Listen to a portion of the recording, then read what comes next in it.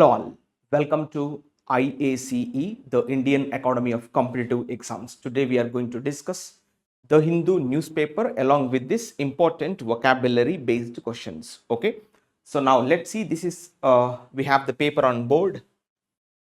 We shall see with the small headlines. Okay, first of all, how to read the newspaper, that's a very important point. So many students have today, they have the interest to read the newspaper. They have the curiosity to read the newspaper. They are good students. They want to crack the exams with this newspaper. But failing to continue this paper, failing in continuation of this reading the paper. So there are many impacts. There are many, there are many issues with the reading newspaper. So in order to bypass these issues, there is a method, there is a format how to read the newspaper. Yeah. So newspaper is not something that you see sometimes in our childhood days, when you are taking tea some outside the shop, outside the home, you are taking tea. So at that time, what happened? What happened at that time? You faced so many problems. Like what?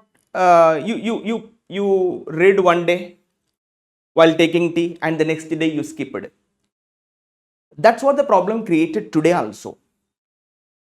That's what the problem created that time. Now the same trend is going right now today. That is not sufficient for the competitive exams. In these competitive exams, by reading the newspaper, you can cover the current affairs. You can cover the national, international matters. అది చదవడానికి ఒక రకమైన కుతూహలం ఆటోమేటిక్గా రావాలి. కానీ ఏం జరుగుతుంది, ఒకరోజు చదువుతున్నారు, 2-3 రోజులు ఆపేస్తున్నారు, మళ్ళీ 3 రోజులు చదవడం, మళ్ళీ 4వ రోజు ఆపేయడం. అట్లా కాదు. ఎందుకంటే నిన్న జరిగినటువంటి అంశాలు, మొన్న జరిగినటువంటి అంశాలు, పోయిన వారం జరిగినటువంటి అంశాలు అన్నీ కూడా మనం ఒక నోట్ తీసుకొని అందులో రాస్తూ నీట్గా హెడ్లైన్స్, ఆ యొక్క ఇంగ్లీష్ వొకాబులరీ సపరేట్గా ఒక న్యూస్ పేపర్కి ఒక నోట్స్ మెయింటైన్ చేయాలి. సపరేట్గా వొకాబులరీ రాస్తూ అందులో వచ్చినటువంటి హెడ్లైన్స్ అన్ని రాస్తూ ప్రతిరోజు మెయింటైన్ చేయడం వల్ల కుతూహలం, ఇంట్రెస్ట్, జీల్ అనేది పెంపొందుతుంది. అంతేగాని ఒక రోజు చదవడం ఇంకో రోజు ఆపేయడం వల్ల ఎలాంటి యూజ్ ఉండదు. So that to your rating CGL, CHSL and recently మనం ఆంధ్రప్రదేశ్లో తీసుకుంటే డిఎస్సి నోటిఫికేషన్ వచ్చింది. సో దానికి సపరేట్గా కరెంట్ అఫైర్స్ చదవాల్సిన అవసరం లేదు. ఈ పేపర్ చదివితే ఇందులో కవర్ అయినటువంటి అంశాలు ఏవైతే ఉంటాయో నేషనల్, ఇంటర్నేషనల్ మ్యాటర్స్ కంపల్సరీ అడిగే అవకాశం ఉంటుంది. స్టేట్ మ్యాటర్స్ ఎట్లా మనకి ఎట్లా తెలుసు ఏమేమి జరుగుతున్నాయి అనేది. సో కాబట్టి ఇలాంటి ఆస్పైరెంట్స్ అందరికీ కూడా హెల్ప్ఫుల్ అయ్యేటువంటి న్యూస్ పేపర్ ఇది. అంటే ఏదో సీజీఎల్ రాయడం కాదు, ఏ కాంపిటేటివ్ ఎగ్జామ్ అయినా సరే వాళ్ళ న్యూస్ పేపర్ లేకుండా, కరెంట్ అఫైర్స్ లేకుండా ఏ కాంపిటేటివ్ ఎగ్జామ్స్ కూడా లేవు. అది హిస్టారికల్ బ్యాక్గ్రౌండ్ క్వశ్చన్ అయినా సరే they are linking today's current affairs question. So కాబట్టి ఎంత ఇంపార్టెంట్ అంటే ఈ పేపర్ చదవడం, ఆ విధంగా ఇంట్రెస్ట్ డైలీ ఇంట్రెస్ట్ చేసుకుంటూ వస్తుంది. ఏది కూడా నథింగ్ ఈజ్ ఇంపాసిబుల్. కాకపోతే అది రోజు రెగ్యులర్గా రాస్తూ ఆ కంటెంట్ పట్ల అవగాహన తెచ్చుకుంటూ ఉంటే ఆ చదవాలనే కుతూహలం కలుగుద్ది. మీకు ఆల్రెడీ ఆ మ్యాటర్ తెలిసి ఉంటుంది. ఒకసారి చూస్తారు, ఓహో ఇవాళ ఏమి ఇచ్చాడు, వక్ఫ్ బిల్ గురించి వాళ్ళు ఈ మ్యాటర్ ఇచ్చాడు, అయినా వక్ఫ్ బై యూజ్ అన్నాడు. ఇది non Muslim people can enter in to that particular amendment అని తీసుకొచ్చారు వాళ్ళు. సో ఇవన్నీ తెలవాలి కదా. వక్ఫ్ బిల్ అంటే ఏంటి, అందులో ఎలాంటి ప్రావిజన్స్ వాళ్ళు క్యాన్సిల్ చేయాలని చూస్తున్నారు, ముస్లిం కమ్యూనిటీ ఎలాంటి ఒక ప్రావిజన్స్ని ఒప్పుకోవట్లేదు, మరి వాటి వల్ల వచ్చిన ప్రాబ్లమ్స్ ఏంటి, ఇవన్నీ తెలవాలి కదా. సో కాబట్టి ఇవాళ కరెంట్ అఫైర్స్ అంటే కొత్తగా ఏదో ఛానల్ ఓపెన్ చేసి కొత్తగా ఏదో యూట్యూబ్ ఛానల్ ఫాలో అవ్వడం కాదు. మనకు వచ్చినటువంటి పేపర్ ఏదైతే రెగ్యులర్గా ఉందో ఆ పేపర్ చదువుకుంటే చాలు, చాలా హ్యాపీగా కంఫర్టబుల్గా మీరు క్రాక్ చేయొచ్చు. What ever the exam is that I can prefer. So కాబట్టి చూద్దాం పేపర్ ఎలా చదవాలి, అసలు హెడ్లైన్స్ ఎలా చదవాలి, దేన్ని ఫోకస్ చేయాలి, దేన్ని ఫోకస్ చేయకూడదు, అందులో వచ్చినటువంటి పదాలు ఏమైనా ఉంటే వాటి యొక్క మీనింగ్స్ చూద్దాం. ఓకేనా, let's enter the passage. Now let's take up the first question. You can see on board here. ఇదని చూస్తే మనకు డ్యామేజింగ్ కంట్రోల్ అంటే ఇప్పటి వరకు ఉన్నటువంటి ఆ కంట్రోల్, ఆ లిమిటెడ్ వర్షన్ ఏదైతే ఉందో దాన్ని డ్యామేజ్ చేయడానికి చూస్తున్నారంట. ఎవరు, ఏంది? ఇక్కడ చూసుకుంటే మనకి హెడ్డింగ్ చూస్తే క్లారిటీ వస్తుంది. JP Nadda's stand. చూడండి, జేపీ నడ్డా స్టాండ్, ఇది సబ్జెక్ట్. ఇలా వర్బ్ ఏం లేదు, మొత్తం ఫ్రేజే. అగైనెస్ట్, దీనికి విరుద్ధంగా ఉంది. ఎంపీస్ హిపోక్రసీ అని ఎవరు ఆరోపిస్తున్నారు? కాంగ్రెస్ ఆరోపిస్తుంది. హిపోక్రసీ అంటే అర్థం ఏంటి? First of all, what is the meaning of hypocrisy? Hypocrisy అంటే మారువేషంలో ఉండి మోసం చేయడం. సో ఈ పదాన్ని ఎలా గుర్తుపెట్టేసుకోవాలన్న క్లారిటీ మనం తీసుకుంటే, ఫస్ట్ ఆఫ్ ఆల్ మీకు ఈ పదం యొక్క మీనింగ్ తెలవాలి. ఎలా తెలుసుకోవాలి? ఆ పదం చూడగానే ఎలా చూడాలి అనే ఒక పదం మన క్లారిటీ వస్తే, అందులో ఉన్నటువంటి మధ్యలో ఉన్నటువంటి పదం ఏంటి? హైపో. హైపో మీన్స్ లోవర్, చాలా తక్కువ. మరి హైపర్ అంటే చాలా ఎక్కువ. ఈ రెండు పదాలు గుర్తుపెట్టేసుకోవాలి. మనం అంటాం అది హైపర్ యాక్టివ్ అంటే చాలా కొంచెం ఎక్కువగా యాక్టివిజం చూపించడం. హైపో యాక్టివ్ అంటే తక్కువ ప్రభావం కలిగి ఉండడం. దీని చాలా పదాలు మనకి ఇంగ్లీష్లో రూట్ అయి ఉంటాయి. హైపోగ్లైసేమియా, హైపర్ గ్లైసేమియా అనే రెండు పదాలని కూడా మనం తీసుకుంటాం. హైపోగ్లైసేమియా అంటే కొంచెం low sugar levels in the blood, hypoglycaemia. మరి హైపర్ గ్లైసేమియా అంటే higher sugar levels in the blood. So ఇదే పదాన్ని వాళ్ళు హిపోక్రసీ అనే పదంలో వాడాడు. నా what is the meaning of cracy? జనరల్గా మనకు ఇంగ్లీష్లో చాలా చోట్ల క్రసీ అని మీనింగ్ వస్తాయి. క్రసీ అంటే మీనింగ్ ఏంటి? గవర్నమెంట్ ఆర్ రూలింగ్, పాలించడం. నా ఇప్పుడు చూడండి, హిపోక్రసీ అంటే ఏంది? Lower ruling. అంటే దీన్ని పదం ఎలా తీసుకున్నాం? కొంచెం చూడండి, గవర్న్ చేయాలన్నా రూలింగ్ చేయాలన్నా కూడా బలమైనటువంటి ఒక విధానం ఉండాలి. హైపర్ యాక్టివిటీ ఉండాలి, అంతేగాని హైపో యాక్టివిటీ ఉండదు. హైపో యాక్టివిటీ అంటే కొంచెం చీటింగ్ చేసే అటువంటి గుణం కూడా రావచ్చు. సో అదే పదానికి సినోనిమ్స్ ఇక్కడ తీసుకోండి. వివిధ రకాల సినోనిమ్స్ ఇక్కడ రాయడం జరిగింది. ఒకసారి చూడండి. ఇక్కడ హిపోక్రసీ అంటే కపటత్వం, కొంచెం కన్నింగ్ నేచర్, కపట స్వభావం కలిగినటువంటి దాన్ని ఏమంటారు అంటే హిపోక్రసీ. సో ఇందులో ఉన్నటువంటి పదాలు చూడండి. ఇది important word. Insincerity, pretencing, British spelling PRETENCE అన్నాడు. ప్రిటెన్స్ అంటే ఇప్పుడు ఇది రాస్తాడు కొన్నిసార్లు, ఇది కూడా రాస్తాడు, రెండు అర్థాల్లోకి వస్తే కొంచెం ప్రిటెండింగ్ అన్నట్టు. ప్రిటెన్స్ అంటే నౌను, ప్రిటెండ్ అంటే verb. Pretend, pretended, pretended, pretending, pretence అంటే కపటం, నటించడం, నటన సూత్రధారి. We call that is pretending. So deceit, duplicity, this you know. Two facedness, ఇది ఇంపార్టెంట్. వాడు టూ ఫేజ్డ్ క్యారెక్టర్ అయినా రెండు విధాలుగా చూపిస్తూ ఉంటాడు. డిస్హానెస్టీ, you know. And this word is important. Sanctimonious. I think you heard of the word sanct. Sanct means what? Holy అని meaning వస్తుంది. కొంచెం షోయింగ్ ద హైపర్ హోలీనెస్. సాంక్టిమోనియస్ అంటే మరి అంత పవిత్రంగా ఉన్నటువంటి ఒక విధానాన్ని ఏమంటారంటే సాంక్టిమోనియస్నెస్. కొంచెం నెగిటివ్ కాంటెక్స్ట్లోనే వాడతారు. బట్ కొన్ని సందర్భాల్లో శాంక్టోరం, శాంక్టిటీ అయినా పవిత్రత అంటాం కదా.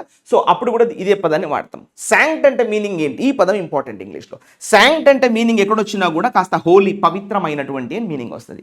కానీ సాంక్టిమోనియస్ అనే పదాన్ని కూడా కాస్త నెగిటివ్లో వాడడం జరుగుతుంది, కొంచెం షోయింగ్ ద హైపర్ హోలీనెస్ అన్నట్టు. ఓకేనా? సో అలా ఈ పదాలు పెద్దగా ఇంపార్టెంట్గా. దీనికి అపోజిట్ వర్డ్స్ ఇక్కడ సిన్సియరిటీ, ఆనెస్టీ, ఇంటగ్రిటీ. ఈ పదం important. Integrity, all right, authenticity, these words అయినా truthfulness, frankness, candour. This word is important. ఇగో చూడండి, అంటే జనరల్గా జనరల్ స్పెల్లింగ్ వచ్చేసి CANDOR కొన్ని సందర్భాల్లో. కానీ బ్రిటిష్ ఇంగ్లీష్ మనం యూజ్ చేసేది బ్రిటిష్ ఇంగ్లీష్. జనరల్గా ఇండియాలో మనం యూజ్ చేసేది ఇంగ్లీష్ అంటే British English. Because Britishers ruled India for more than 200 years. Obviously we habituated to speak British English, use British English. So కాబట్టి మనకున్నటువంటి స్పెల్లింగ్ ప్రకారం తీసుకుంటే CANDOUR correct comparatively this. But sometimes you are given this one also, but don't worry about that, both are correct. CANDOUR అంటే ఇప్పుడు ఇందులో మనం గుర్తు పెట్టేసుకోవాల్సిన పదం ఏంది? క్యాండ్. క్యాండ్ అంటే మీనింగ్ ఏంది? దీని యొక్క మీనింగ్ మళ్ళీ వచ్చేసి సిన్సియరిటీ, వైట్, క్లియర్, ఫ్రాంక్ అని మీనింగ్ వస్తుంది. మనం ఏమంటాం? క్యాండిడేట్ అంటాం కదా, ఇదే పదం నుంచి తీసుకున్నారండి. ఓకేనా? సో ఇప్పుడు షోయింగ్ ద ఇన్సిన్సియారిటీ, డిస్హానెస్ట్ అని చెప్పడాన్ని ఏమంటారు అంటే ఇక్కడ అదే పదం ఇవ్వడం జరిగింది. Nadda stand against MPs hypocrisy. MPs hypocrisy అంటే మెంబర్ ఆఫ్ పార్లమెంట్స్ యొక్క ఆ యొక్క ఇన్సిన్సియారిటీ, డిస్హానెస్టీ, డిస్లాయలిటీ. ఓకేనా? సాంక్టిమోనియస్నెస్ అన్నాం కదా, ఇవన్నీ సినోనిమ్గా తీసుకుంటాం ఇక్కడ. క్లియర్? అది next point. Expanding territory.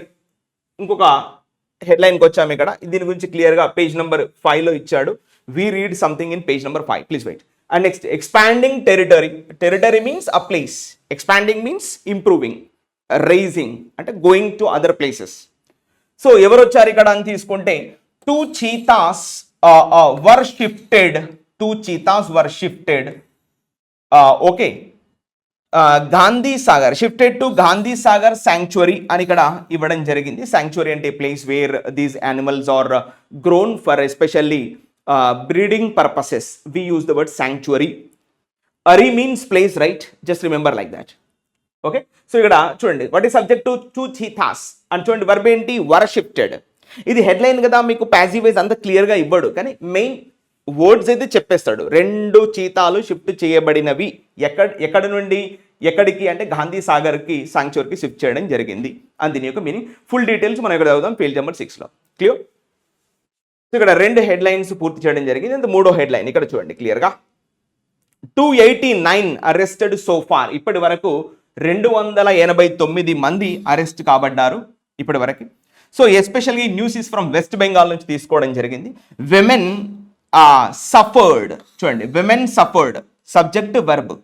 Most ఎక్కువగా ఇబ్బంది పడ్డవారు ఎవరు అంటే మహిళలు. ఏ ప్రాంతంలో అంటే ఇన్ ముర్షిదాబాద్ NCW అని చెప్పేసి ఆ డేటా ప్రకారంగా ఇచ్చారు. ఈ NCW ఏంటి పేజ్ నెంబర్ 4లో చూడాలి. సో ఇప్పుడు ఇందులో సబ్జెక్ట్ ఏంటి? విమెన్. వర్బ్ ఏంటి? Suffered a lot, suffered most. ఎక్కడ అంటే ముర్షిదాబాద్ రయోట్స్, ఆ అల్లర్లో, ఆ యొక్క స్కిర్మిషెస్, ఆ యొక్క ఫైట్స్, ఆ యొక్క కాన్ఫ్లిక్ట్స్, ఆ గొడవల్లో ఎవరికి ఎక్కువ ఇబ్బంది పడ్డారంటే మహిళలే ఎక్కువ ఇబ్బంది పడడం జరిగింది ఈ యొక్క వెస్ట్ బెంగాల్లో జరిగినటువంటి రయోట్స్, RIOTS. క్లియర్? అండ్ నెక్స్ట్, ఇప్పుడు ఈ రయోట్స్ అన్నప్పుడు 2 రకాల స్పెల్లింగ్స్ మనకు చూపించడం జరుగుతుంది. ఒకసారి చూడండి. స్పెల్లింగ్ వచ్చేసి RIOTS. రయోట్స్ అంటే స్కిర్మిషెస్, అల్లర్లు, సమ్ సార్ట్ ఆఫ్ ఫైటింగ్స్ని మనం ఏం చెప్తాము, ఆ యొక్క మీనింగ్ ఏంటి అంటే RIOTS.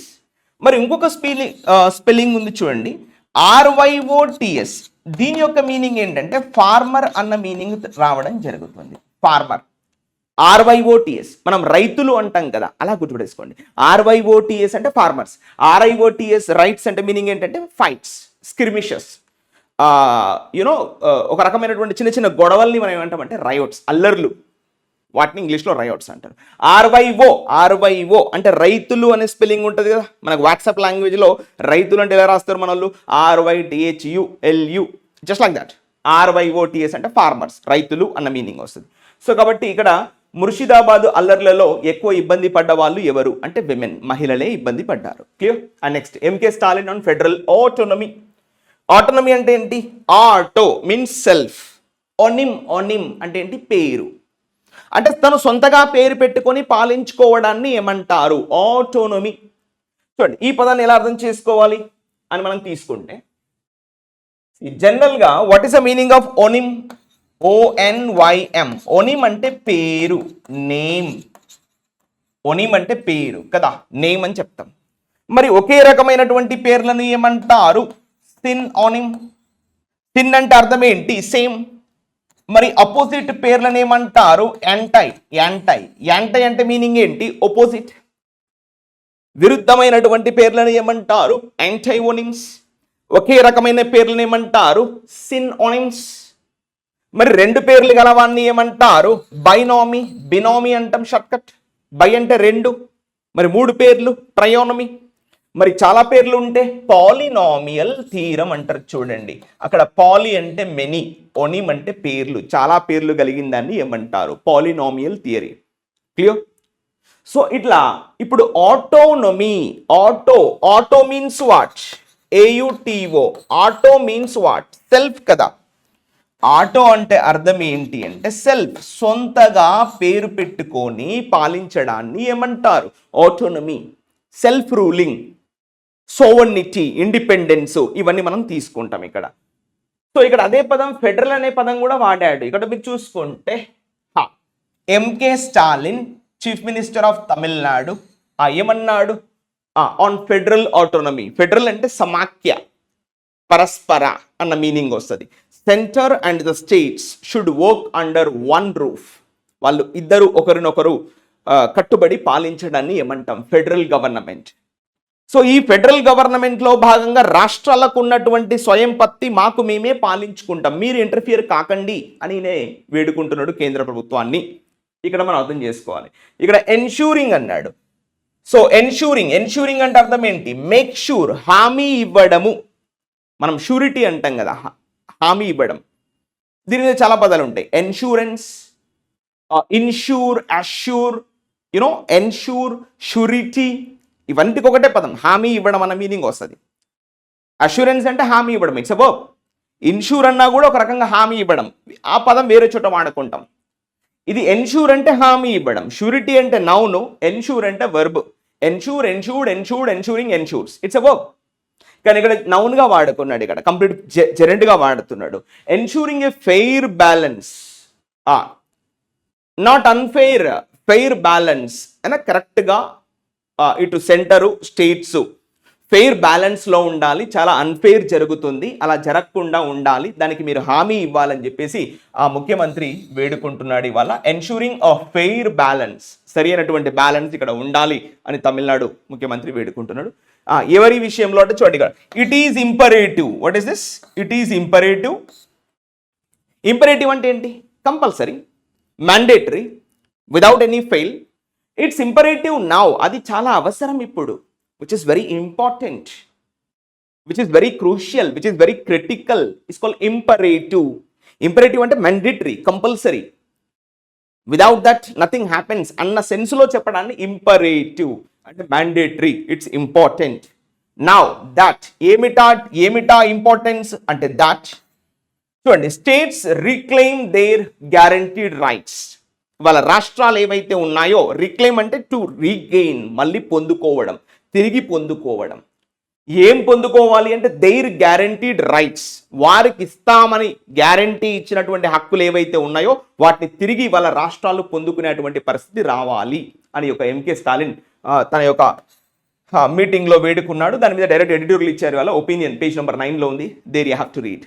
Okay, and next point, ఇందులో పెద్ద పదాలు ఏం లేదు. జయాంట్స్ డెలివర్ అంటే giant means very big, very huge అన్న సెన్స్లో ఈ పదాన్ని రాస్తారు. గొప్ప విజయం, వెరీ గ్రేట్ విక్టరీ అన్న సెన్స్లో ఇది రాశాడు ఇక్కడ. Kohli shines for RCB and Rohit guides Mumbai Indians to home, వాళ్ళు తిరిగి ఇంటికి వెళ్ళిపోయారు అన్న ఒక సెన్స్ రాదు, స్పోర్ట్స్ పేజ్ అది. సో ఈ విధంగా మనకు హెడ్లైన్స్ అనేది పూర్తి చేయడం జరిగింది. Hope you understand guys. And now we enter the main edit, అంటే మెయిన్ మిడిల్ ఆఫ్ ద పేజ్లో ఏమి ఇచ్చాడు అని తీసుకుంటే ఇది ఇచ్చాడు. Okay, let's enter the passage. What is given this? ఇక్కడ చూడండి, 5 ఫియర్డ్ డెడ్. ఇక వాట్ ఈస్ సబ్జెక్ట్? 5. వర్బ్ ఏంటి? Feared dead. డెడ్ అంటే ఏంటి? చనిపోయారు అన్న ఆందోళన కలిగించడం. ఫియర్డ్ అంటే భయపడడం, ఇది వర్బ్గా రాసుకుంటాడు, ఇది కొన్నిసార్లు నౌన్గా కూడా మనం రాసుకుంటాం. 5 ఫియర్డ్ డెడ్, ఎక్కడ చనిపోయారంట? In Jammu and Kashmir. ఇగో ఇది ప్రిపోజిషనల్ ఫ్రేజ్. ఎందులో చనిపోయారు? In cloud burst havoc. Havoc అంటే ఒక పెద్ద గందరగోళం, big menace, devastation, peril, natural calamity అని చెప్పడానికి కూడా హ్యావోక్ ఒక పెద్ద. అది ఎలా వచ్చింది వాళ్ళ న్యాచురల్ కెలమిటీ అంటే క్లౌడ్ బర్స్ట్. అంటే బర్స్ట్ అంటే ఒకసారి పేలిపోవడం, బర్స్ట్ అయిపోవడం కంప్లీట్గా. అంటే పెద్ద ఎత్తున వాన వరదలు రావడం, ఒక్కసారిగా మేఘాలన్నీ కమ్ముకొని వరదలు, అంటే మేఘాలు బద్దలైపోయి కిందికి నీరు తీసుకొని రావడాన్ని cloud burst, complete full flood అని చెప్పొచ్చు. ఇక్కడ ఎక్కడంటాడు 5 ఫియర్డ్ డెడ్. ఆ యొక్క క్లౌడ్ బస్ట్లో ఎంతమంది చనిపోయారు అనే అనుమానం వ్యక్తం చేస్తున్నారు, భయపడుతున్నారు అంటే 5. ఇక్కడ డెడ్ అంటే మనం ఎలా తీసుకోవచ్చు? ఇక్కడ 5 ఫియర్డ్ డెడ్ అనేది అడ్జెక్టివ్గా తీసుకుంటాం. ఇది ఇక్కడ వర్బ్ ఏంటంటే ఫియర్డ్. ఈ సెంటెన్స్ తీసుకుంటే ఏమైనా పదాలు ఉన్నాయో ఒకసారి చూడండి. ఈ సెంటెన్స్లో సబ్హెడింగ్ మీకు కనబడతలేదు కాబట్టి కొంచెం క్లారిటీ లేదు, but let me read. Government yet to issue official number of people dead or injured, more than 100 rescued in Ramban landslides. ఇక్కడ చూడండి, ఈ పదం ల్యాండ్ స్లైడ్స్ అంటే కొండ చర్యలు విరిగి పడడం, ఫ్లాష్ ఫ్లడ్స్ అంటే ఒక్కసారి వరదలు రావడము. ఫ్లాష్ అంటే ఇప్పుడు మనం ఫ్లాష్ అంటాం కదా, కెమెరా ఫ్లాష్ అంటే అంత సడన్గా, అంత ఇమ్మీడియట్గా, without any moment to wait even, ఒక్కసారి వరదలు రావడం, అలా వర్షం పడుద్దో లేదు ఇలా వరదలు రావడం. That's called flash floods. Leave people stranded. చూడండి, స్ట్రెండెడ్ అంటే మనం ఆల్రెడీ మాట్లాడుకున్నాం, విదౌట్ ఎనీ హెల్ప్.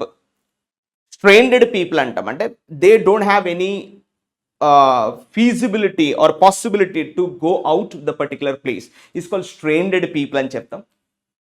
సో అది ఇంపార్టెంట్ వర్డ్, గుర్తుపెట్టేసుకొని దీనికి కాస్త సినోనిమ్స్ యాంటోనిమ్స్ కూడా మనం తీసుకురావడం జరిగింది. స్ట్రెండెడ్ అంటే ఒకసారి చూడండి, చిక్కుకుపోవడం, స్టక్ అయిపోవడం. ఈ పదాలు తెలుసు కదా, ఇది ఇంపార్టెంట్, ఇది జనరల్, ఇది ఇంపార్టెంట్. మరూన్డ్ అంటే కంప్లీట్లీ స్టక్, ఇది ఇంపార్టెంట్ వర్డ్. సో ఇది గుర్తుపెట్టేసుకోండి, మరూన్డ్ అన్నా స్ట్రెండెడ్ అన్నా అర్థం ఒకటి. Okay, and next abandoned area అంటాం జనరల్గా. అబాండోన్డ్ ఏరియా అంటే no entry for strangers, we call that is abandoned area.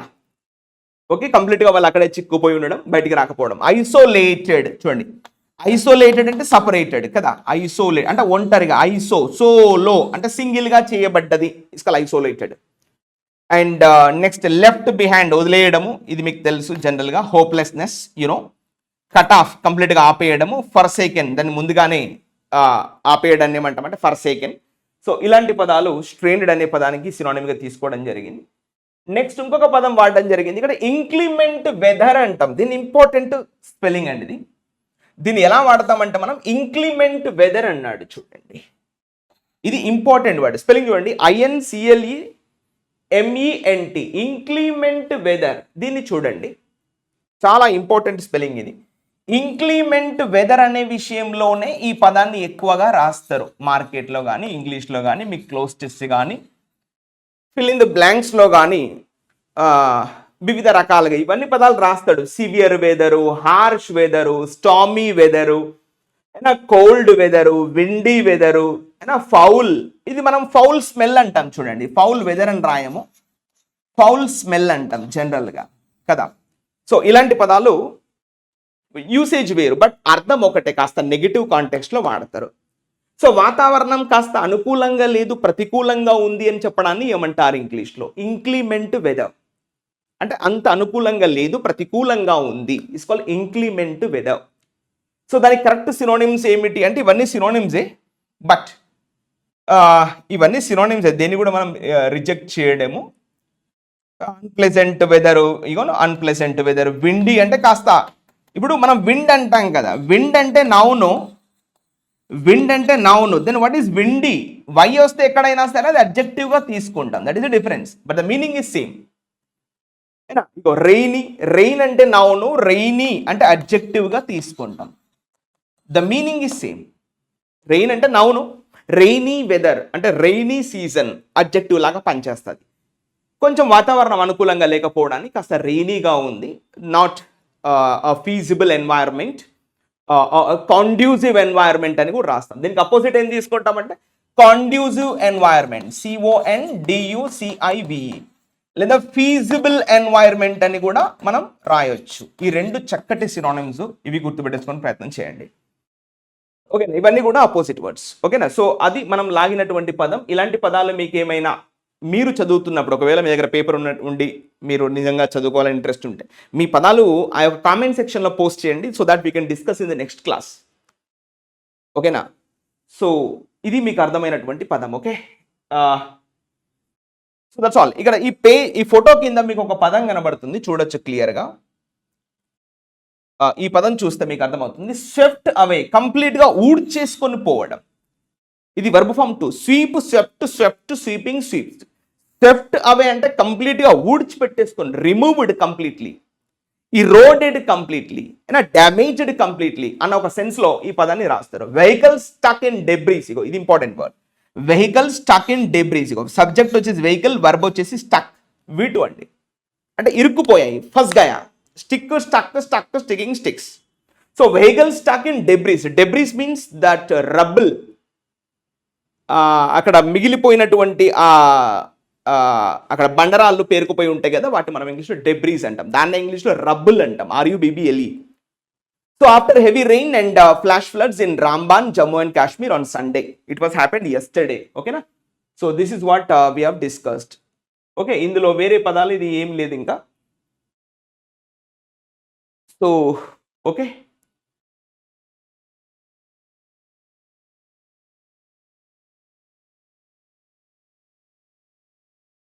So next point మనం తీసుకుంటే ఇక్కడ సమ్మర్ ఫ్లీట్ అన్నాడు. ఇక చూడండి, ఇక్కడ అంటే కొంచెం సమ్మర్ కాంటెక్స్ట్ లో రాస్తాడు. ఇక్కడ Delhi chief minister Rekha Gupta flagged off all these vehicles అని ఇచ్చాడు. ఇక్కడ ఫ్లీట్ అంటే తెలుసుగా, group of vehicles moving together, we call that is fleet of ships, fleet of lorries, fleet of buses. ఇగో ఇది ఇంపార్టెంట్ వర్డ్, ఇంగ్లీష్లో మనకి ఇస్తూ ఉంటాడు 1 word సబ్స్టిట్యూషన్స్లో. ఇది ఫ్లీట్ ఆఫ్ షిప్స్ అని కూడా రాస్తాం, ఇదే పదాన్ని అన్నిటికీ రాయొచ్చు. ఫ్లీట్ ఆఫ్ ట్రక్స్ అని కూడా రాయొచ్చు, ఇవన్నీ ట్రక్కులు, ఇగో వాటర్ ట్యాంకర్స్ కదా, ఇవన్నీ కూడా అట్లా తీసుకుంటాం అన్నట్టు. Delhi chief minister Rekha Gupta flagged of, flagged of అంటే స్టార్టెడ్, మొదలు పెట్టారు, షురూ చేశారు అన్న మీనింగ్ ఇస్తారు ఇక్కడ. ఓకే, సో నెక్స్ట్ ఇక్కడ ఈ హెడ్డింగ్ తీసుకుంటే, all eyes on a likely policy statement as Vance arrives today on a rare US vice president visit. Rare చాలా అరుదుగా ఇండియాకి వచ్చాయని చెప్తున్నాడు. సో అది మనం గుర్తుపెట్టేసుకోవాలి. సో నెక్స్ట్ పాయింట్ తీసుకోండి. ఇక్కడ ఈ హెడ్డింగ్ మీకు కనబడుతుంది అనుకోండి.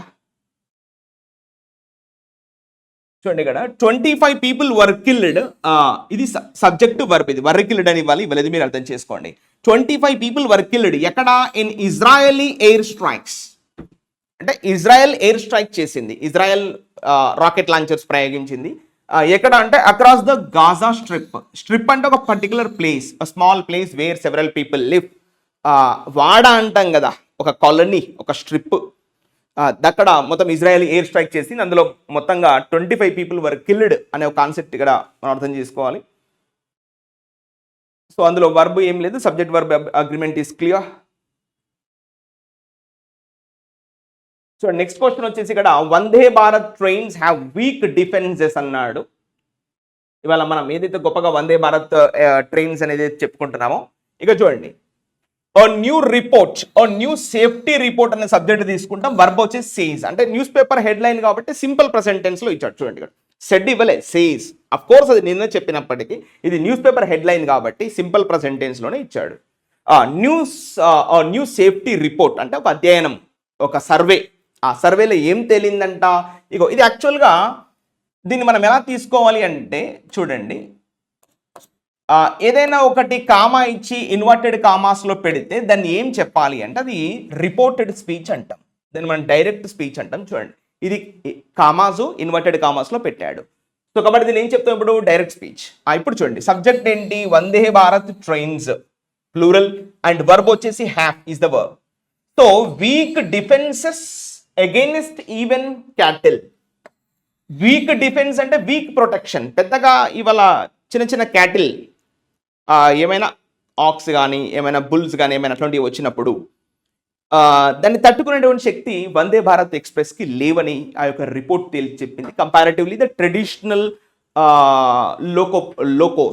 Loco engines, Vande Bharat trains, they do not have that much strong defense against this cattle అన్న ఒక సెన్స్ ఇక్కడ రాశాడు. అది ఒక అధ్యయనంలో బయటపడిందని చెప్తున్నాడు. Clear? So the next point వచ్చేసి ఇక్కడ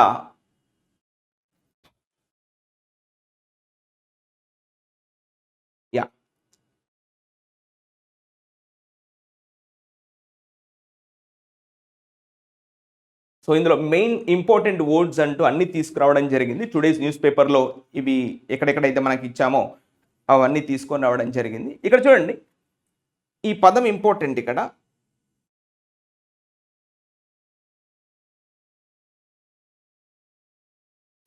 ఇది చూడండి, వికేసీ leader. What is subject right now? వికేసీ leader. Verb వచ్చేసి స్లామ్స్. స్లామ్స్ అంటే రిఫ్యూజెస్, రిజెక్ట్స్ వెరీ ఫోర్స్ఫుల్లీ, చాలా బలంగా తిప్పికొట్టాడు. ఎవరిని తిప్పికొట్టాడు అంటే చూడండి ఇక్కడ fringe elements. Fringe elements for criticising party to undermine DMK alliance. Alliance అంటే గ్రూప్.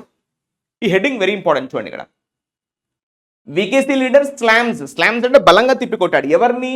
Fringe elements. ఫ్రింజ్ అంటే మీనింగ్ ఏంటి? ఆ బార్డర్, ఆ అవుటర్, అంటే పార్టీకి బయట ఉండి పార్టీ మీద ఆరోపణలు చేసేవారిని ఏమంటారు అంటే ఫ్రింజ్ ఎలిమెంట్స్ అని రాశాడు ఇక్కడ.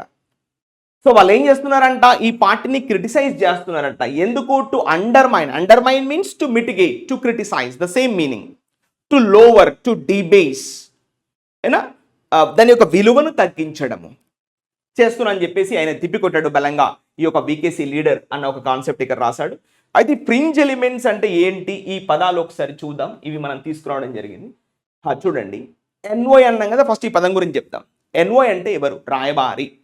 సో ఈ పదాన్ని ఎలా మనం ట్యాకిల్ చేయాలి అంటే ఒకసారి చూడండి, ఈ పదం క్లారిటీ చెప్దాం. జనరల్గా what is the meaning of voy? Voy అంటే ద వే, రాస్తా, దారి అన్న ఒక సెన్స్ తీసుకుంటాం. వోయ్ మీన్స్ ద వే, రాస్తా, దారి. క్లియర్? చూడండి, వాహనాలన్నీ ఒక దగ్గరగా కదలడం, రోడ్డు మీద వాహనాలన్నీ వెళ్ళడాన్ని ఏమంటారు? Convoy. Chief minister convoy, prime minister convoy, we call like that. Con అంటే అర్థమైంది టుగెదర్, ఒక దగ్గరగా నడవడము. అన్ని వెహికల్స్ ఒక దగ్గరగా మూవ్ అవ్వడాన్ని ఏమంటారు? కాన్వోయ్. మరి చూడండి, వొయేజ్ అంటాం, దే ఆర్ ఇన్ వొయేజ్, విఓవైఏజిఈ. ఇక్కడ చూడండి, ఏజ్ అంటే అర్థమైంది మూవ్, కదలడము అయినా, వాళ్ళు దారిలో పడి ముందుకు పోవడాన్ని ఏమంటారు? వొయేజ్. అదే సముద్రం మీద పోతే సీ వొయేజ్, ఆకాశంలోకి పోతే స్పేస్ వొయేజ్. అంటే ఆకాశంలో కదులుకుంటూ వెళ్తున్నారు, దట్స్ కాల్డ్ వొయేజ్. సముద్రం మీద కదులుకుంటూ వెళ్తున్నారు, సీ వొయేజ్. ఇట్లా మన దేశం నుంచి మరి బయట దేశానికి పోవడాన్ని ఎన్ఓయి.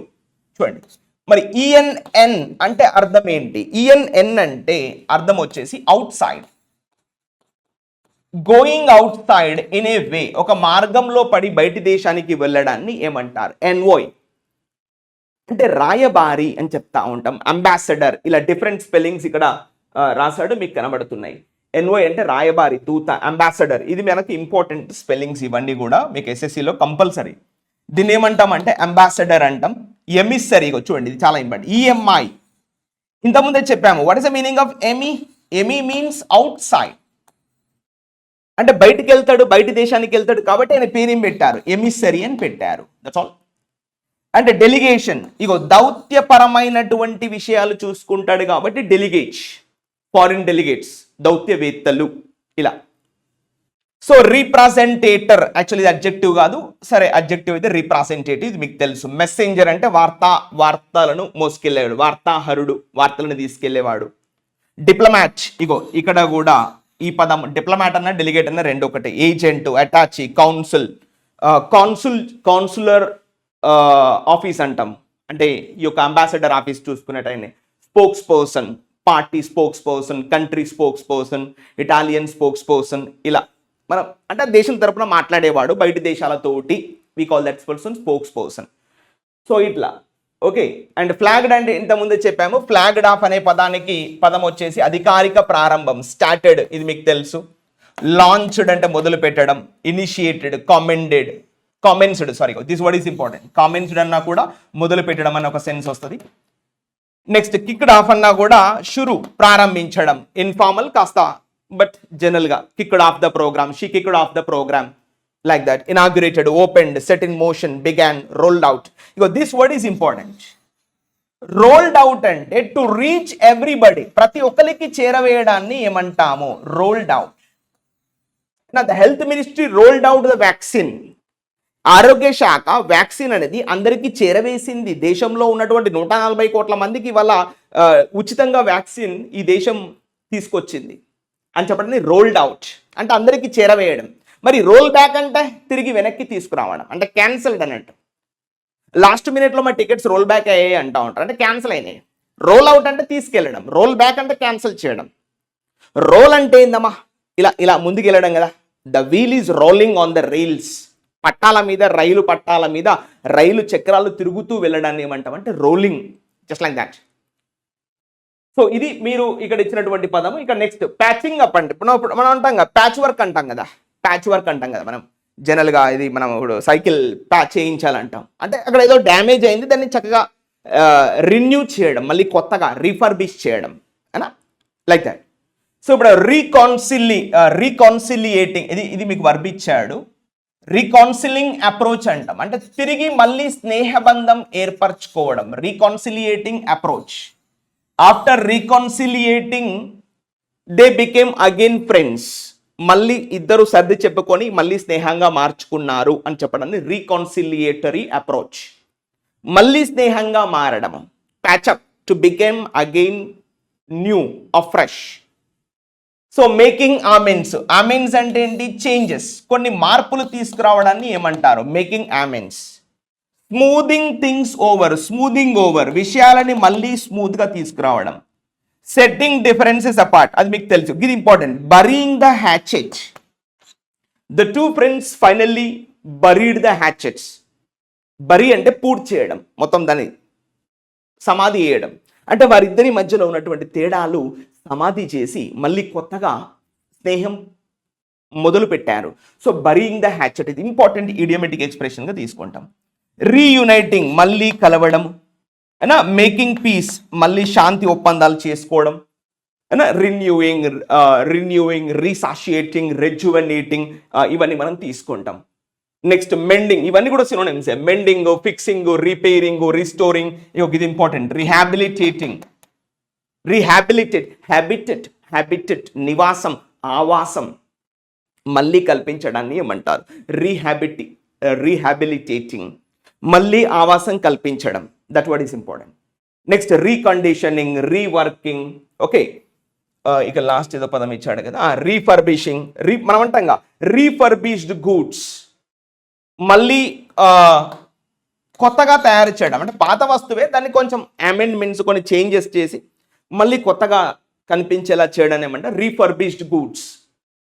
Like that we use. అంటే మళ్ళీ కొత్తగా రిన్యూ చేయడం, రెజ్యువనేట్ చేయడం, రీనోవేట్ చేయడం, రీసషియేట్ చేయడం, రీసరక్షన్ చేయడాన్ని ఏమంటారు అంటే రీఫర్బిషింగ్. ఇట్లా చెప్తాం. సో ఇవన్నిటి కూడా ఒకటే మీనింగ్ ఏం తీసుకోవచ్చు అంటే ఇక్కడ ప్యాచ్ వర్క్ అని ఇచ్చాడు కదా, అది మనం గుర్తుపెట్టేసుకోండి. ప్యాచప్ అంటే మళ్ళీ దాన్ని సెట్ చేసి నీట్గా దాన్ని ఇలా రబ్ చేసి మళ్ళీ కొత్తగా ప్యాచ్ చేయడం. సో ఇవి పదాలు. ఇగో ఇంతకుముందు ఫ్రింజ్ ఎలిమెంట్స్ అని చెప్పాం. What is the meaning of fringe elements అని మనం తీసుకుంటే ఈ పదం ఇంపార్టెంట్. Let's check. ఫ్రింజ్ అంటే చెప్పాము outer. What is the meaning of fringe? First of all fringe అంటే మీనింగ్ ఏంటంటే ఔటర్, బాహ్య అన్న మీనింగ్ వస్తుంది.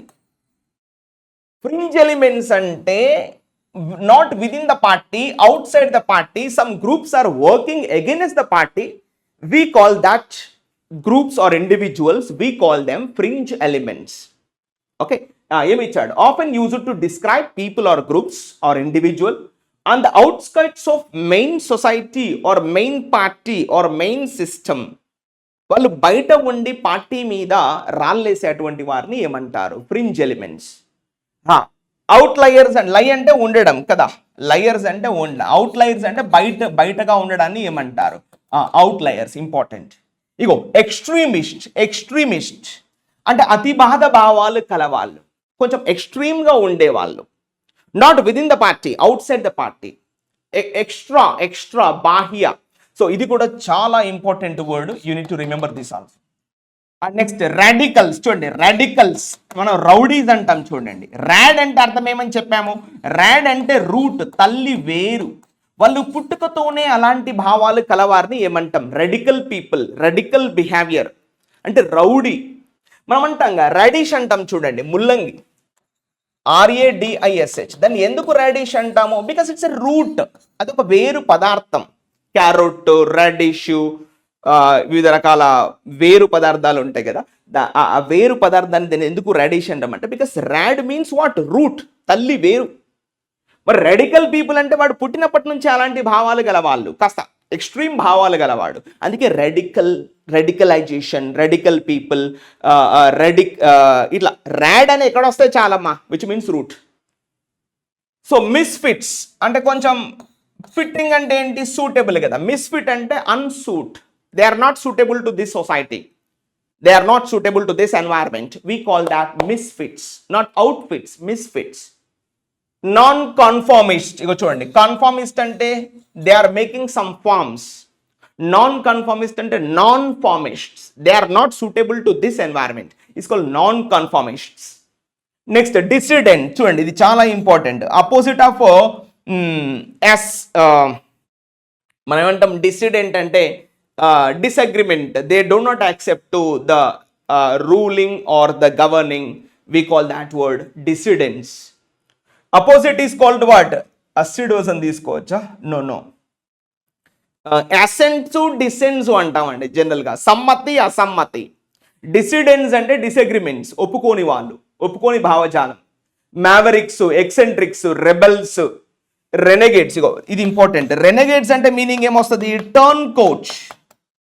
రెనెగేట్స్ అంటే TURNCOATS, టర్న్ కోట్స్ అయినా. రెనెగేట్స్, టర్న్ కోట్స్, ఎక్స్పాట్రియేట్స్, ఇంకా వివిధ పదాలు. దేశానికి ద్రోహం చేసిన వారిని ఏమంటారు? రెనెగేట్స్. ఇగో అవుట్ కాస్ట్స్ అంటే దేశం నుంచి బయటికి వెలివేసిన వాళ్ళు. Under goes. ఇగో ఈ పదం ఇంపార్టెంట్. మనము వాడు పరాయోడు రా, మనోడు కాదు అంటాం. పరాయాస్. పరాయాస్ అంటే పరాయోడు, మనోడు కాదు. ఈ పరాయోడు అనే పదం ఇక్కడికి వెళ్ళి వచ్చింది. అది పరాయాస్ అంటే పరాయోడు, మనోడు కాదు. They are not supporting us. We call them fringe elements. పరాయోళ్ళు. సో ఐసోలేట్స్ అంటే సపరేట్, అంటే సోలో ఏకాంతం చేసేవాన్ని ఏమంటాం? ఐసోలేటింగ్ సమ్వన్ అంటే separating someone, removing someone. Unconventional views అంటే non traditional views, unconventional views ఇలా చెప్తాం. Unorthodox perspectives. ఆర్థోడాక్స్ అంటే మీనింగ్ ఏంది?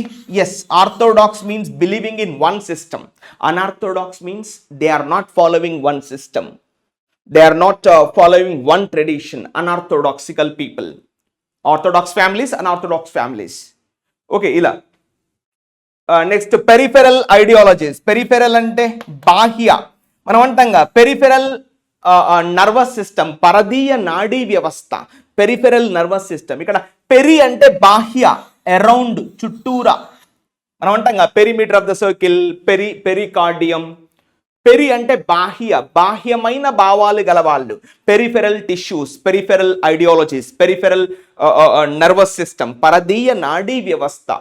సో పెరిఫెరల్ అంటే పరదీయ అంటే బాహ్య, ఔటర్. ఇవన్నీ కూడా సినోనిమ్స్గా తీర్చాలి, చాలా ఇంపార్టెంట్ ఇవన్నీ కూడా. So hope you understand. వాటిని ఎలా చదవాలనే క్లారిటీ మీకు వచ్చింది. క్లియర్? సో ఇంకా కూడా ఇది ఇంపార్టెంట్. యాల్లే, ఇప్పుడు న్యూస్ పేపర్ కూడా చూపిస్తే దానికన్నా ముందు ఈ పదాలు మొత్తం ఎక్స్ప్లెయిన్ చేద్దాం. ఓకే, యాల్లే ఇది చాలా ఇంపార్టెంట్. ఇది మీరు వివిధ సందర్భాల్లో చూస్తూ ఉంటారు. అలైయింగ్ ద డిఫరెన్సెస్ అంటాం మనం. Allaying the differences. This word is very important also in our SSC point of వ్యూలో, any exam. Allaying the differences అంటే తేడాలు పక్కన పెట్టడం. ఇద్దరి మధ్యలో ఉన్నటువంటి విభేదాలని కాస్త పక్కన పెట్టడాన్ని ఏమంటారు? అలైయింగ్ ద డిఫరెన్సెస్ అని చెప్తాం. లే అంటే ఏంది? అక్కడ ఉంచడం.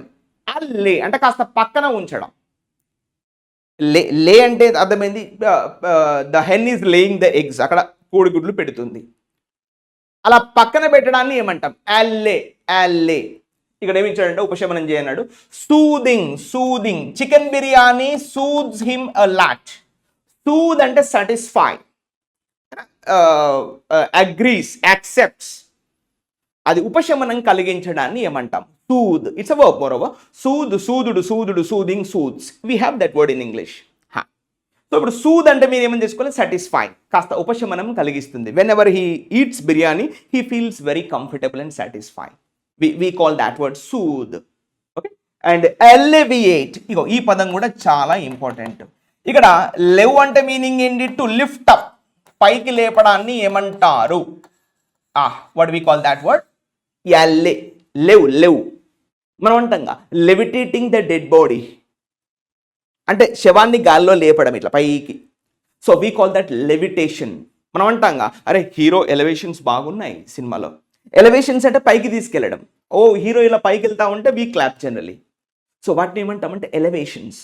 అంతెందుకు, పొద్దున నిద్రపోతా ఉంటే మమ్మీ ఏమంటుంది? లేవురా రే లేవు అంటా ఉంటుంది. లేవు అంటే అర్థం ఏంటి? Which means to lift up, పైకి లేపడం. మరి కిందికి తగ్గించడాన్ని ఏమంటాం? అల్లివియేటింగ్.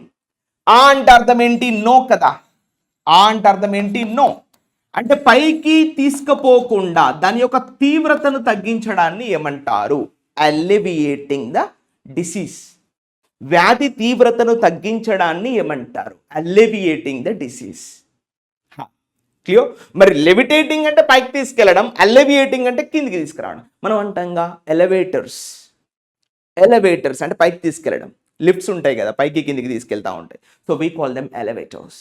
అంటే లెవ్ అనే పదం ఎక్కడొచ్చినా సరే లిఫ్ట్ అప్, లిఫ్ట్లు ఉంటాయి కదా అలా. సో రిలీవ్ అంటే కాస్త, ఇప్పుడు చూడండి ఇది రిలీవ్ అంటే వర్బ్ అండి. మనం రిలీఫ్ అంటాం కదా, RELIEF. ఇదేంటి? నౌను.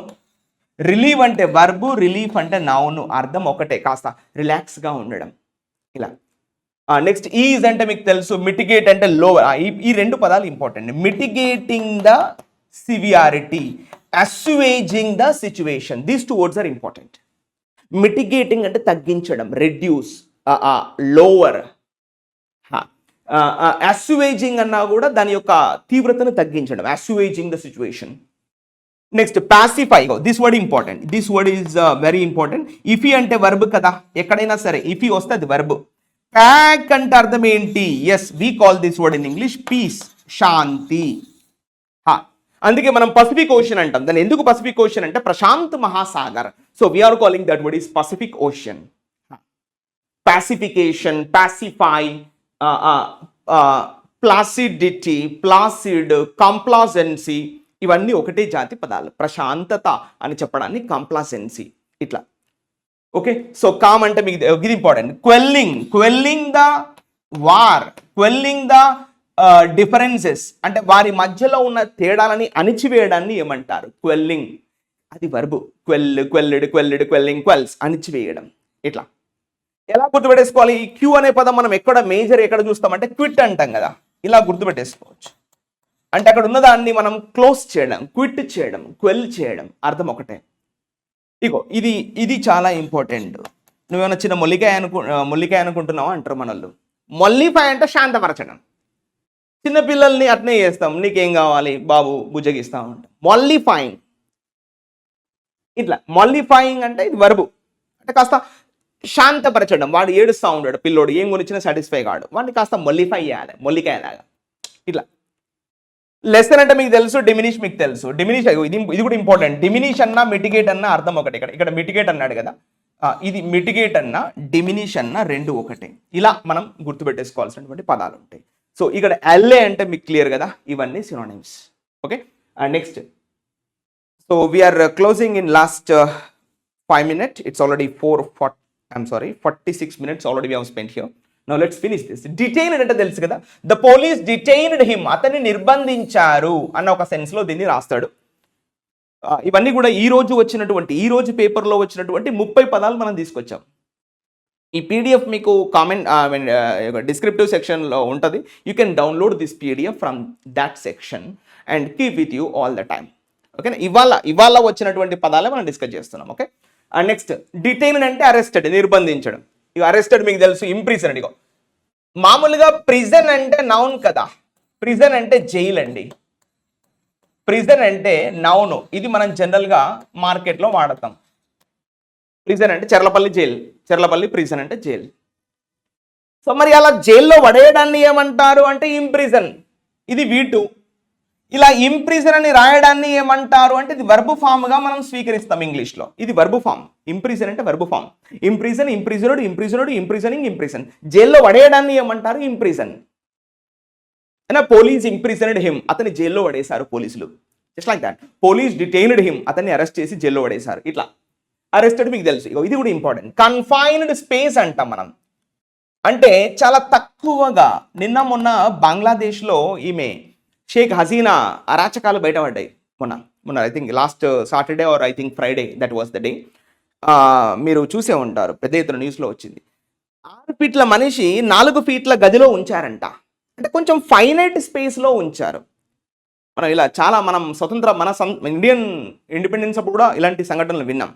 అండమాన్ నికోబార్ జైళ్ళల్లో వ్యక్తి ఏమో 6 ఫీట్లు ఉంటాడు, జైలు గది చూడడానికి ఎటు చూసినా 4 ఫీట్లే ఉంటుంది.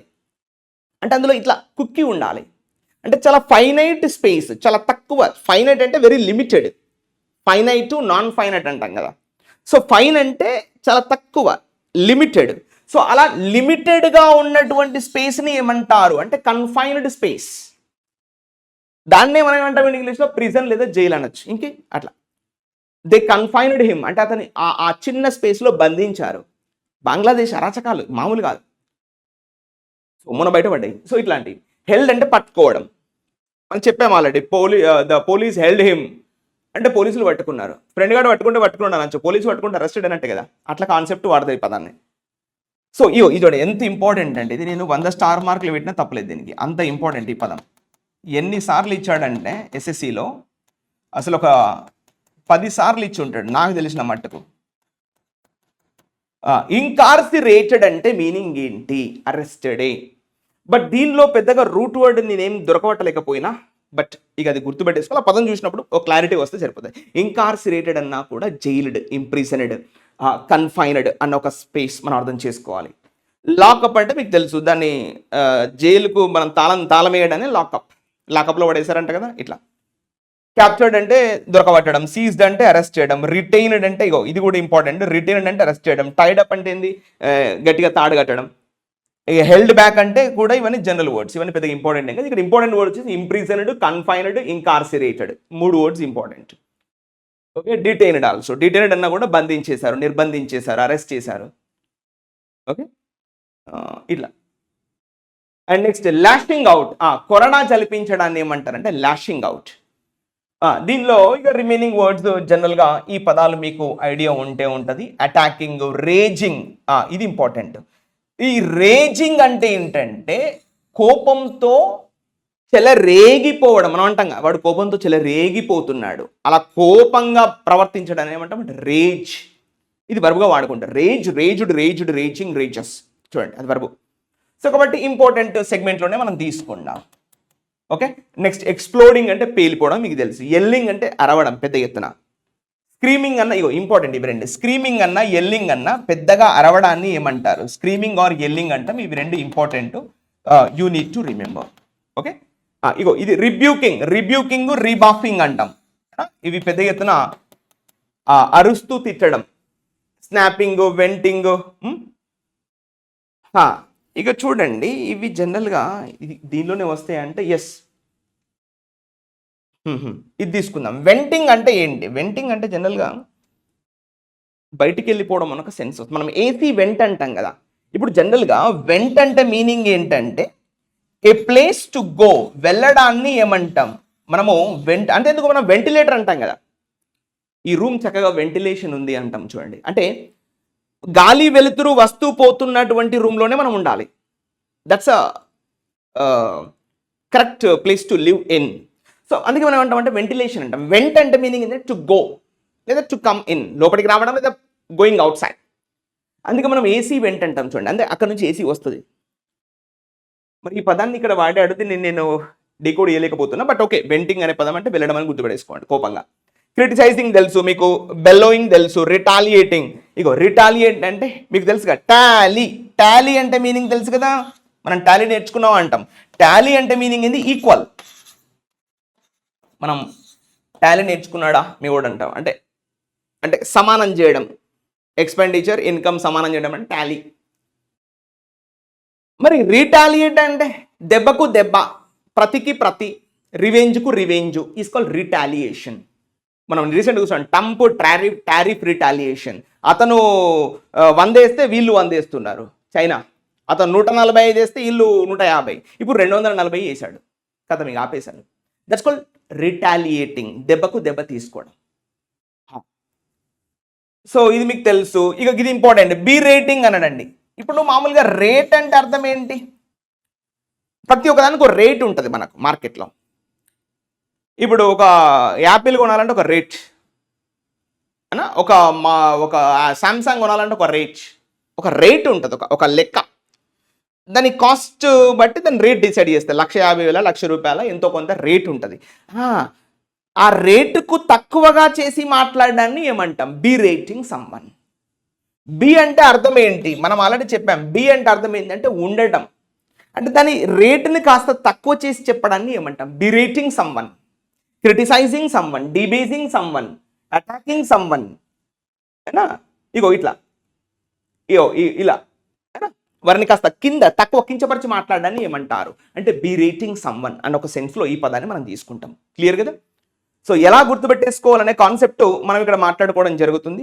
సో ఈ విధంగా ఇక్కడి వరకు we have understood, because it is the way to understand the vocabulary. Because కొత్తగా మనం నేర్చుకునేది ఏమీ ఉండదు. ఆ పదం ఎలా వచ్చింది, దాన్ని ఏ విధంగా మనం ఆకలింపు చేసుకోవాలనే ప్రయత్నం ఇక్కడ చేస్తాం మనం. క్లియర్?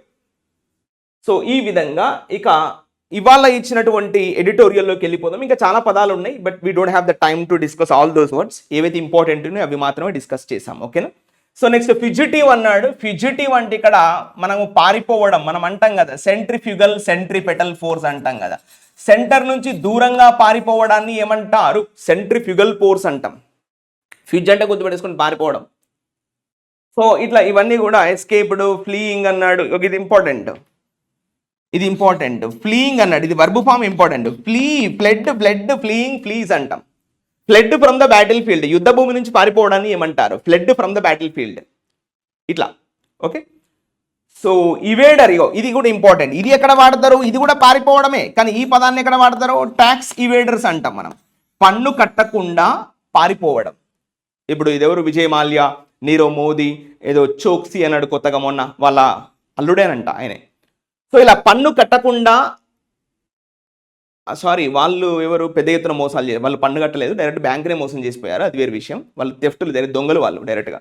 సో బట్ కాకపోతే పన్ను కట్టకుండా పారిపోయేటోళ్ళని ఏమంటారంటే ట్యాక్స్ ఇవేడర్స్ ఇట్లా. సో ఇవన్నీ కూడా ఇవన్నీ జనరల్గా పదాలు మనం డైలీ చూస్తూ ఉంటాం కాబట్టి not an issue.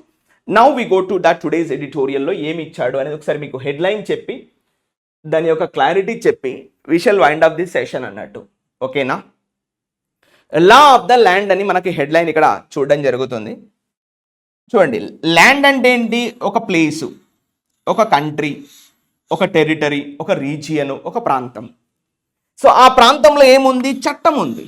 Law means the strict rules and regulations are followed in that particular country, in that particular region, in that particular territory, in that particular nation. We call that is law of the land. India is the best example of the law of land. ఈ దేశంలో మనం చట్టాలని follow అవుతున్నాం, ఇది.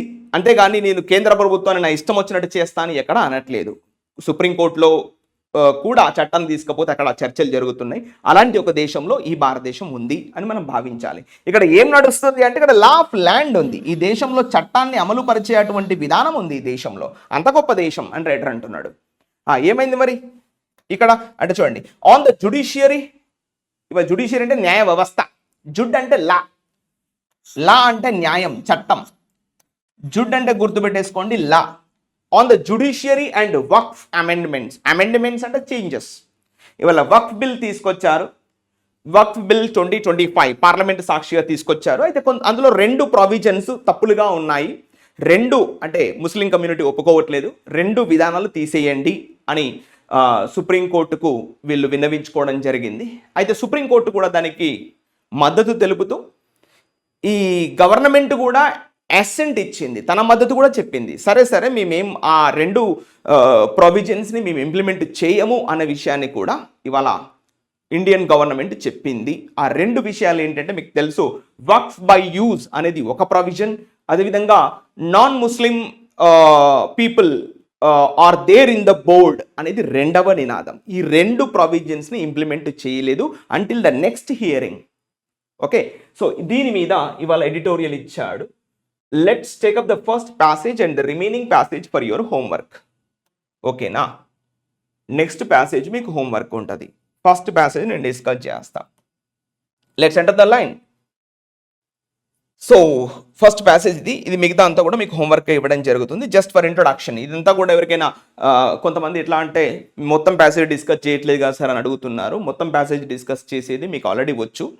కాకపోతే దాన్ని ఎలా చదవాలి అనేది ప్రీవియస్గా గత 2 నెలల నుంచి ఈ యొక్క ప్యాసేజ్లే మనం డిస్కస్ చేయడం జరుగుతుంది. సబ్జెక్ట్ వర్బ్ ఎలా ఫైండ్ అవుట్ చేయాలి అనే విషయాలే గత 2 నెలల నుంచి కూడా మనం అయితే డిస్కస్ చేయడం జరుగుతుంది. కాబట్టి వీళ్ళ కొత్తగా రూట్ మార్చాం. We are focusing on the vocabulary especially.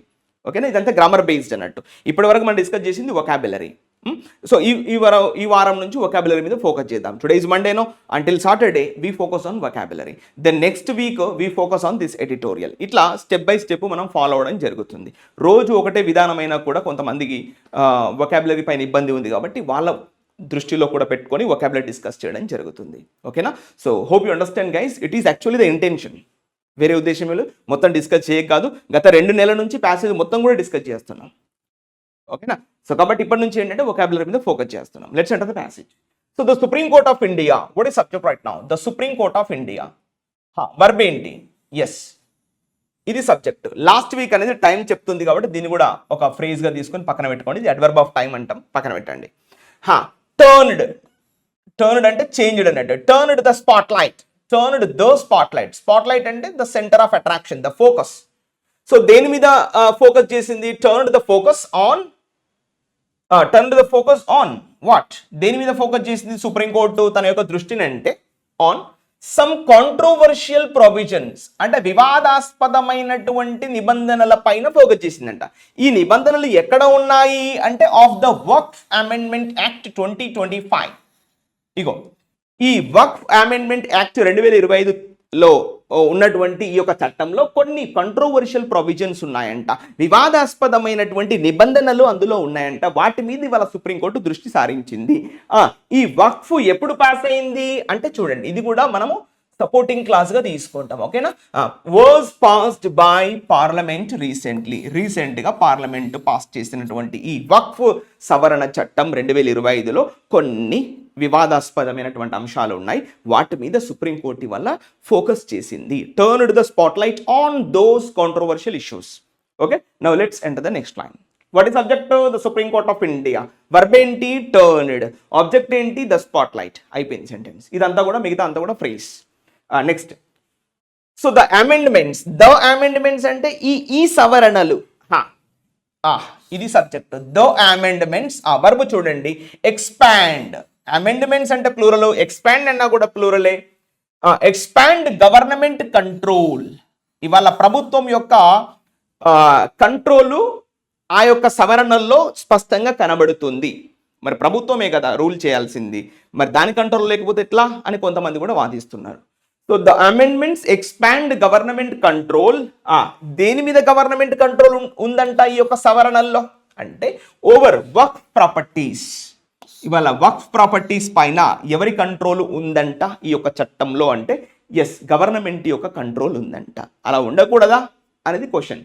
So at the cost of ఉండొచ్చు, కానీ ఎట్ ద కాస్ట్ ఆఫ్ చూడండి, ఎట్ ద కాస్ట్ ఆఫ్ అంటే దీనికి బదులుగా అంటే కంట్రోల్ ఉండాలి, but not at the cost of something. Development జరగాలి కానీ పర్యావరణానికి హాని జరగకూడదు. Development should not be done at the cost of the pollution of the environment. But ఇక్కడ అలానే జరుగుతుందండి. ఇట్ ఈస్ కాస్టింగ్ అంటే it is impacting. So government యొక్క కంట్రోల్ ఈ వర్క్ ప్రాపర్టీస్ పైన దేనికి భంగం వాటిల్లుస్తుందంట? At the cost of the autonomy of Muslim community. ఇవాళ ముస్లిం కమ్యూనిటీ యొక్క స్వయం ప్రతిపత్తిని దెబ్బతీస్తుందంట ఈ యొక్క గవర్నమెంట్ కంట్రోలు. ముస్లిం కమ్యూనిటీ దేని మీద? To manage them. ఏం చేయాలి వీళ్ళు? ఆ వర్క్ ప్రాపర్టీస్ని వాళ్ళే మేనేజ్ చేసుకోవాలని చూస్తున్నారంట. అలా మేనేజ్ చేయకుండా ఉండడానికి గవర్నమెంట్ కొన్ని నిర్ణయాలు తీసుకొని వచ్చింది. దానివల్ల ఈ యొక్క ముస్లిం కమ్యూనిటీకి ఇబ్బంది అవుతుంది అని రైటర్ అంటున్నాడు. So next, on April 17th అంటే మొన్న, ఇది ప్రిపోజిషనల్ ఫ్రేజ్ అంటే పోయిన గురువారం. What is subject right now? The court. The court అంటే ఈ కోర్టు. ఏ కోర్టు? Supreme court. వర్బ్ ఏంటి? రికార్డెడ్ అంటే కొన్ని అంశాలు లెక్కలోకి తీసుకుంది. అక్కడ వాదోపవాదనలు విన్న తర్వాత కొన్ని అంశాలు లెక్కలోకి తీసుకుంది. టుక్ ఇన్ టు ద కంట్రోల్, కొన్ని విషయాలు తీసుకుంది. Recorded the centres assurance. ఆ కేంద్ర ప్రభుత్వం యొక్క ఆ యొక్క అష్యూరెన్స్ ని లెక్కలోకి తీసుకుంది. Recorded the centres assurance.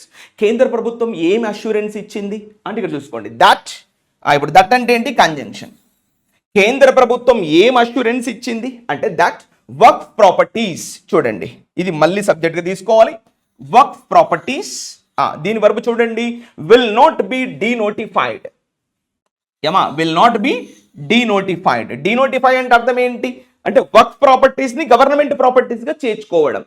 Work ప్రాపర్టీస్ని ప్రజలకు అనుగుణంగా వేరే రకాలుగా నోటిఫై చేయడం. మేము అలా చేయము అని స్వయాన ప్రభుత్వమే చెప్పింది. The greatness of the government. So work properties will not be denotified. మేము మీ ప్రాపర్టీస్ని డీనోటిఫై చేయము. అండ్ ఇంకేం చెప్పింది ప్రభుత్వము? And appointments.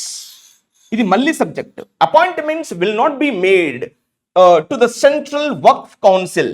And appointments will not be made. చూడండి, passive voice. Appointments will not be made. ఎవరికి appointments చేపట్టారంట? To the central work council and state work boards. Central work కౌన్సిల్కి, అదేవిధంగా స్టేట్లో ఉన్నటువంటి వర్క్ బోర్డ్స్కి మేము ఎలాంటి అపాయింట్మెంట్స్ చేపట్టాము. అపాయింట్మెంట్స్ అనే పదం ఎందుకు వాడాడు? ఎందుకంటే ఈ యొక్క వర్క్ యాక్ట్లో 2 సవరణలు వాళ్ళు ఒప్పుకోవట్లేదు ముస్లిం కమ్యూనిటీ. ఏంటవి? వక్ఫ్ బోర్డులోకి అన్య మతస్థులు రావడం. అంటే అపార్ట్ ఫ్రమ్ ముస్లిమ్స్, వాళ్ళు హిందూస్ కావచ్చు, క్రిస్టియన్స్ కావచ్చు, జైన్స్ కావచ్చు, బుద్ధిస్టులు కావచ్చు, వాళ్ళు వచ్చి చేరాలనేటువంటి ఈ నిబంధన తీసుకొచ్చారు యాక్చువల్గా చట్టంలోకి. ఈ యొక్క వక్ఫ్ అమెండ్మెంట్ యాక్ట్లో ముస్లింయేతర సభ్యులు కూడా ఈ యొక్క బోర్డులో చేరొచ్చు. ఈ యొక్క ఈ యొక్క వక్ఫ్ బోర్డులోకి చేరొచ్చు అనే ఒక చట్టాన్ని తీసుకొచ్చారు కేంద్ర ప్రభుత్వం. ఇది ముస్లిం కమ్యూనిటీ ఒప్పుకోవట్లేదు. సో కాబట్టి కేంద్ర ప్రభుత్వం ఏమన్నది, మేము ఇప్పుడే ఈ యొక్క అపాయింట్మెంట్స్ చేపట్టము, మీరు కంగారు పడకండి, నెక్స్ట్ హియరింగ్ ఎప్పటి వరకు ఉంటుందో అప్పటి వరకు మేము ఎలాంటి అపాయింట్మెంట్స్ చేపట్టము అనే విషయాన్ని కూడా ఇవాళ ఎవరు తేల్చి చెప్పారు, ఈ యొక్క సెంట్రల్ గవర్నమెంట్ చెప్పింది సుప్రీంకోర్టుకి. ఇంకేం చెప్పింది సుప్రీంకోర్టుకి అంటే, Waqf properties will not be denotified అంటే ఇంకో చట్టం ఉంది, ఇది వక్ఫ్ బై యూస్. ఆ చట్టం ప్రకారంగా కూడా మీ యొక్క వక్ఫ్ ఆస్తులను డీనోటిఫై చేయము, వక్ఫ్ ఆస్తిగానే ఉంచుతాం, మేము అట్టు ముట్టుకోము అని కూడా కేంద్ర ప్రభుత్వం చాలా స్పష్టంగా చెప్పింది సుప్రీంకోర్టుకి. ఇంకా ఈ యొక్క ఏంటిది అపాయింట్మెంట్స్ దేని ప్రకారంగా చేపడతారంట, ఇదంతా ఎక్స్ట్రా ఇప్పుడు information. Based on provisions, provisions అంటే అందులో ఉన్నటువంటి సెక్షన్స్, నిబంధనలు. Based on provisions of the new law, based on provisions of the new లా, ఈ కొత్త చట్ట ప్రకారంగా ఉన్నటువంటి నిబంధనల ప్రకారంగా మేము చేపట్టము. ఓకేనా, డీనోటిఫై చేయము, అదేవిధంగా కొత్త అపాయింట్మెంట్స్ కూడా చేపట్టము. ఎప్పటి వరకు, టిల్ May 5th, వచ్చే నెల May 5th వరకు మేము ఎలాంటివి చేపట్టము అని. ఈ May 5th ఏం జరగబోతుంది అంటే ఇచ్చాడు, కామా ఇచ్చాడు కదా, అంటే ఇంటెన్షన్ ఏంటి, ఈ May 5th రోజు ఏం జరుగుతుంది అందని యొక్క ఉద్దేశం. May 5th the next hearing, వాదోపవాదనలు వినబోతున్నారంట వచ్చే నెల May 5th రోజు. అప్పటి వరకు మేమేం ముట్టుకోము అని కేంద్ర ప్రభుత్వము సుప్రీంకోర్టుకి తేల్చి చెప్పింది. Next, including Waqf by user, ఇగో ఇదే చట్టం పేరు, ఇది ఒక ప్రావిజన్ కాబట్టి ఇది నేను రెడ్ ఇంక్లో పెడదాం ఎందుకంటే కామా స్పాట్ కదా. So including Waqf by user, ఇది ఒక నిబంధన. వక్ఫ్ బై యూజర్ అంటే అందులో ఉన్నటువంటి ఒక నిబంధన, ఒక సెక్షన్. ఈ సెక్షన్ని మేము డీనోటిఫై చేయము. ముస్లింలారా, ముస్లిం సోదరులారా, మీరు ఇబ్బంది పడకండి, మేము డీనోటిఫై చేయము అన్న కాన్సెప్ట్ ఇక్కడ చెప్పడం జరిగింది. సో ఇది మనం చదువుకున్నటువంటి first paragraph. Hope you understand guys. So ఈ విధంగా మీరు మిగతా పారాగ్రాఫ్ అంతా కూడా please take the screen shots. It's better you please take the screenshot, okay?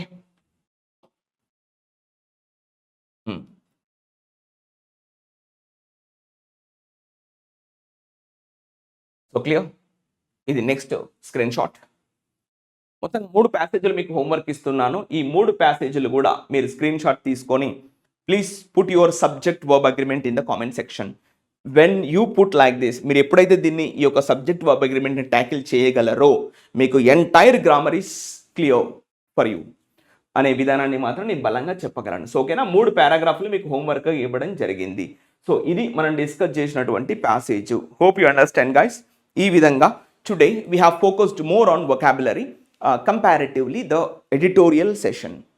Because editorial session ఇప్పటికే మనం గత 2 నెలల నుంచి కూడా డిస్కస్ చేయడం జరుగుతుంది. సో ఇప్పుడు మీకు హోంవర్క్ ఇవ్వడం జరిగింది. ఒకవేళ ఏమైనా ఇబ్బంది ఉంటే మీరు కామెంట్ సెక్షన్లో తెలియజేయండి. మీరు సబ్జెక్ట్ వర్బ్ అగ్రిమెంట్ మెన్షన్ చేయండి so that we can reply with the correct subject verb agreement to your question. Okay, so this is what we have discussed today about Waqf Amendment Act 2025. Okay, so thank you. Have a good day.